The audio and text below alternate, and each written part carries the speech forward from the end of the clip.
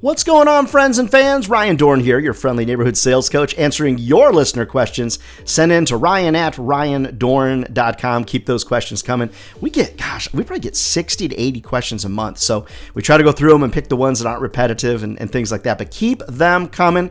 Love to answer your listener questions. All right, next question comes from Tiffany in Chicago. Chicago, my little adopted hometown. Went to college there, lived there, a couple hours from where I grew up. All right, Tiffany from Chicago asked this question. Ryan, love you and respect you. Thank you, Tiffany. But, there's always a but, isn't there? But I find your subject lines that you've mentioned numerous times to be extremely, and by the way, that's in all caps and underlined, extremely salesy. I'm just concerned about looking pushy, looking non-human, and looking salesy. I don't think you can ever come back from that. Please give me your thoughts. Again, with all respect, Tiffany from Chicago. So, Tiffany, first, you're never going to hurt my feelings. If you don't notice, sometimes in the comments, I get a bunch of haters. I just think it's funny. You know, if they're going to go to their effort to hate on me, I'm like, hey, you must be getting something out of this, right?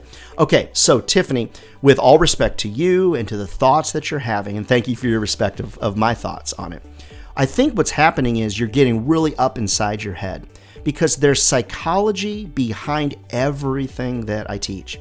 So during COVID, I think I've shared with a lot of you, during COVID, I had a really unique opportunity to take an executive leadership psychology certification course from the esteemed Cornell University up in Ithaca, New York.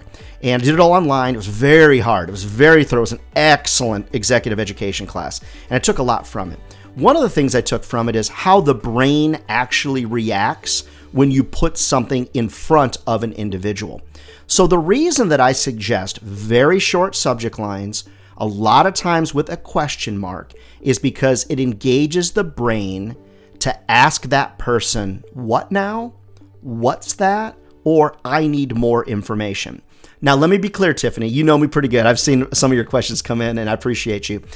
I think that it's important for us to understand that a lot of times we put so much information in the subject line that somebody doesn't have to reply. We give them the option of saying yes or no before we open the email. So when I do a subject line like, have you considered this? Or would you consider this? Question mark. Or consider this? Question mark. Or your advice? Question mark. Or your thoughts? Question mark. All those things make a prospect or a customer's brain think, now what's that? So if the subject line was your advice on this, question mark, it makes somebody's brain go, what do you want my advice on? They basically have to open the email. It forces them. If I say, have you considered this? Question mark. Or would you consider this? It makes somebody's brain go, now would I consider what? Basically, they are forced to open the email. Now, what happens is sometimes people think this is sort of a bait and switch scenario. I don't see it that way. I see it as a strategic way to engage somebody's brain in a positive activity. So you can engage people's brains, and this is one of the things I took from my classes. You can engage people's brains in positive ways. You can engage people's brains in negative ways. You can catch people in a virtuous cycle of behavior, or we can do a vicious or bad cycle of behavior. What I want to do is I want to engage them in a positive cycle. The cycle being they receive my email, the subject line intrigues them enough to open the email, they look at the email, and at that point they have to consider to delete it, reply to it, report it as spam, or whatever the circumstance is.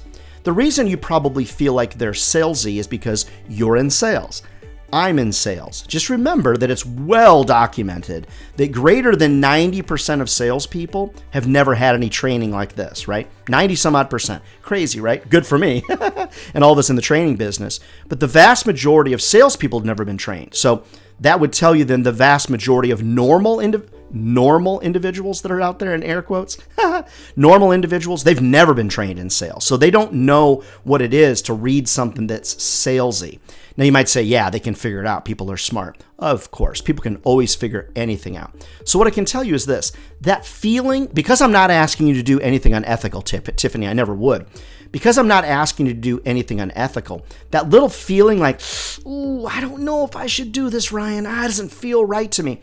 what that is, it's not a feeling of guilt or your conscience saying you shouldn't do it. It's actually the feeling you're getting right before you're about to try something that could potentially get you growth. You just have to be willing to take that little bit of a chance.